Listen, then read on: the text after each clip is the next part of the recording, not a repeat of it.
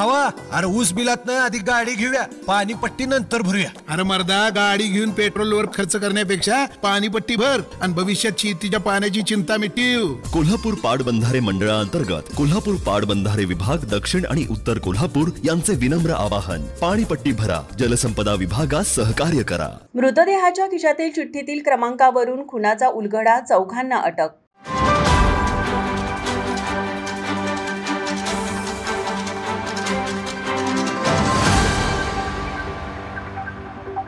कणेरी जंगलात सडलेल्या अवस्थेत सापडलेल्या मृताच्या खिशात सापडलेल्या चिठ्ठीतील मोबाईल क्रमांकाच्या आधारे पन्हाळा पोलिसांनी मृतदेहाची ओळख पटवून आत्महत्या भासवण्याचा प्रयत्न केलेला असताना संबंधित मयताचा खून झाल्याचे पोलिसांनी उघडकीस आणून या प्रकरणी चौघांना अटक केली आहे. सागर धुळाप्पा बंडगर वय 38 राहणार मातंग गल्ली मौजे खेबवडे तालुका करवीर जिल्हा कोल्हापूर.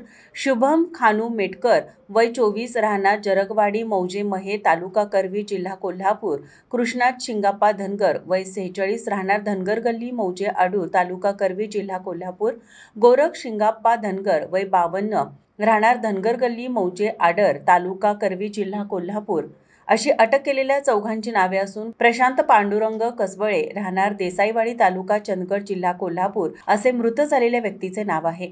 बकरी चरवण्याचे काम मध्ये सोडून गेलेल्या रागातून प्रशांत कसबले यांना मारहाण करून त्याचा मृतदेह सागर बंडगर, शुभम मेटकर, कृष्णात धनगर व गोरख धनगर यांनी कसबले यांचा मृतदेह घोड्यावर ठेवून कणेरी जंगलात फेकून दिला होता. 22 जानेवारीला कणेरी जंगलात पन्हाळा पोलिसांना हा मृतदेह सडलेल्या अवस्थेत मिळून आला व या मृतदेहाच्या खिशात चिठ्ठीवर एक क्रमांक पुसटसा मिळाला. त्याच्या आधारे पोलिसांनी या नंबरवर संपर्क केला असता तो क्रमांक एका मोबाईल दुरुस्ती करणाऱ्या दुकानदाराचा असल्याचे समजले. पोलिसांनी त्याच्याकडे चौकशी केली असता मृत व्यक्ती प्रशांत कसबळी यांनी त्यांचा मोबाईल दुरुस्तीसाठी टाकला असून ते पुन्हा घेण्यासाठी फिरकले नसल्याचे पोलिसांना सांगितले. पोलिसांनी प्रशांत कसबले यांच्या घरी चौकशी केली असता प्रशांत हा सागर बंडगर याच्याकडे कामाला गेल्याची माहिती मिळाली. त्यानुसार पोलिसांनी त्याला ताब्यात घेऊन त्याच्याकडे विचारपूस केली असता बंडगर यांनी कसबळे याला शुभम मेटकर याच्याकडे बकरी चरवण्याच्या कामासाठी पाठवल्याचं सांगितलं. तसेच सागर बंडगर यांनी कसबले यांना मजुरीसाठी शुभमकडे पाठवले होते,